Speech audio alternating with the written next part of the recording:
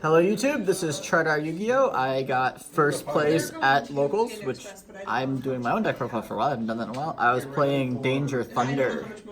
Gonna go ahead and show you the list. First impression of this deck, it's a lot more fragile and a lot more high variance. You already kind of died to too many hand traps before, and now you really do. So you have to get kind of lucky to do well with this deck, but the deck is still extremely powerful, and I like it a lot. Start off, played a much larger Crusadia package. Now I have 5 of the ones that you want to normal summon to get started, and then I played 2 Draco.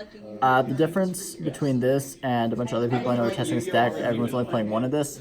You don't want to draw into this one, because if you normal this one, make the Magius, you can't grab itself back, and that makes it a lot harder to start the normal combo. For Baby Dragons, I played 1 of each. If you open both of them, it stings a lot, but seeing one or the other, you can still do all the combo. You can only summon these once per turn before anyway, so that is the thing. Replace them with a Defrag and a Destrudo. I'm not playing any Synchro monsters. Technically, you can play Borreload Savage Dragon in this deck if you want. I feel like that's overextending a lot. It's not going to come up super often, and anytime you're in a position to make that, you should be winning anyway. Defrag is okay. People are playing this before anyway. It's just a monster that's guaranteed to summon itself, and if you draw into a Roar or Dark or any Thunder Dragon, you can put this in the grave. Play the one of Brotar. I'm only playing 2 Solar now, and I'm probably going to cut this to 1 after today. The problem with this alongside the Crusadias is you can only normal summon 1 of these, and then whichever one you don't summon is just a dead card for the rest of the turn. The thing that made this so strong before was opening this with the White Dragon, dump the Roar, banish the Roar, but that doesn't come up as often since you only have 1 of this now. So I feel like playing the Crusadias is just better than that. For Thunders, I played 3 Normal Dragon, 2 Dark, 1 Hawk, and 2 Roar. Roar is just like more of a filler card. We're playing more dangers now, and we're playing the Defrag, so drawing into it, you have more ways to get it into the grave out of your hand.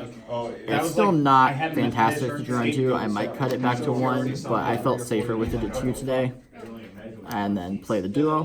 For your dangers, you play 2 of all the good ones that you can still play. And to replace those, you play 2 Mothman. Mothman isn't terrible. The great thing with Mothman is no matter what, if you discard this or summon it, you still get to draw a card. So this has a better chance of fixing your hand than any of the others. But it's still not going to be as strong as any of the good ones. Instead of the 3rd Mothman, I'm playing a Thunderbird. My thinking behind this is it's a level 8, so if you discard Jackalope, you can special this, help make Harbinger.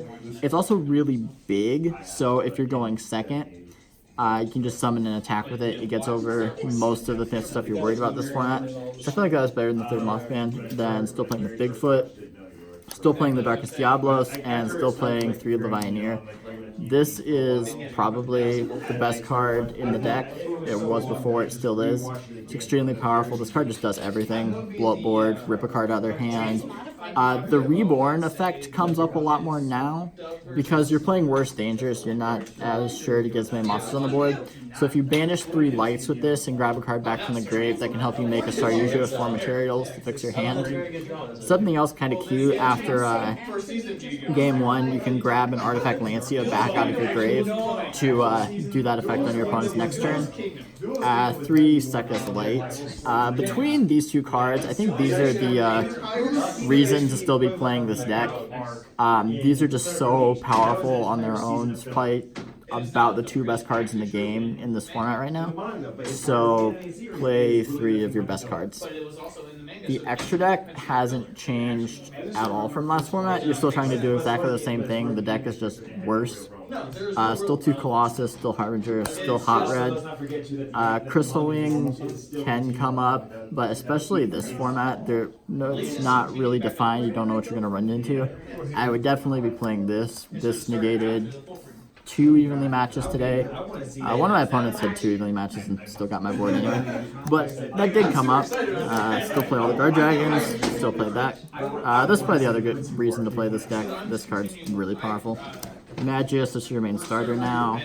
Lanthrinkus, Phoenix, and Unicorn. This deck is extremely weak to Floodgates, so these are very important to have.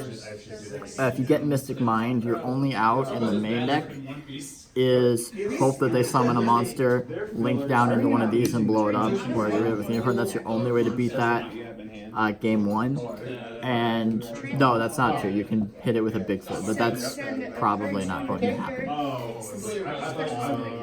Still play Triple Bears and still play 2 Skull Dread. This summoning both doesn't come up a lot, but since your deck is a lot more fragile now, I feel like it's important to always have the second one. Just if your first one gets stopped, you can summon the second one, draw your cards, and fix your hand. Side deck also hasn't changed at all from last format. My thinking with this format right now is that it's exactly the same format, just with worse decks. So all the cards that were good before are good now. And since decks are more fragile, they're more impactful. 3 of the really good cards. These are probably the best cards of side deck, especially this. This beats the Mirror, this beats Orcus. This is just very generically good against everything. You can stop Orcus from doing a combo, you can stop Thunder Dragon from doing a combo, you can stop Salad from going off. This card isn't as amazing, but it draws you into these, so it's still worth playing. The other thing that this is really strong against is this is really good against Sky Striker, because all of their stuff targets Afterburners, targets Widowmaker's targets, so you can start doing your combo and protect yourself through one of those. 3 Twin Twister, because we're extremely weak to Mystic Mind, and there can only be one, and Rivalry, and all kinds of we're really weak to Floodgates, so we have to play this. Then the last cards, I've been between this and Chaos Hunter, but with the new list, I feel like Sky Striker is a lot, maybe not better than Orcus, but our matchup against Orcus got a lot better, so I'm less afraid of that deck and more afraid of Sky Striker. This just absolutely shuts down Sky Striker. It's a continuous effect, so it stops Mystic Mind. So really, you summon this against that deck, and they can do almost nothing. They have to Ray into a Kagari that's big enough to attack over it, and that's about the only out that they have. This, I've summoned it once. It's never really done anything, but I didn't play Sky Striker today. So, still thinking on that. But that's where I'm at with the deck. It's, like I said, it's very powerful. It's very fragile. You have to get kind of lucky to do well with it. But I still think it's powerful enough to be worth playing. Alright, thank you for watching, and peace out, YouTube.